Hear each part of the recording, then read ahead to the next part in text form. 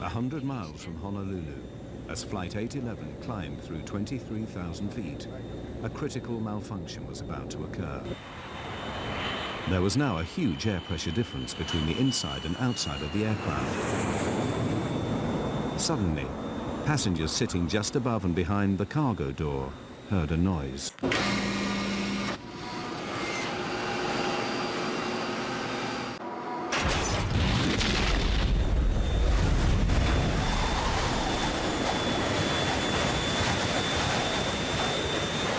We lost number 3. Going down. It looks like we've lost number 3 engine and we're descending rapidly. Coming back. The cargo door had torn off and ripped a huge section of the plane with it. The pressurized air inside blasted out with explosive force.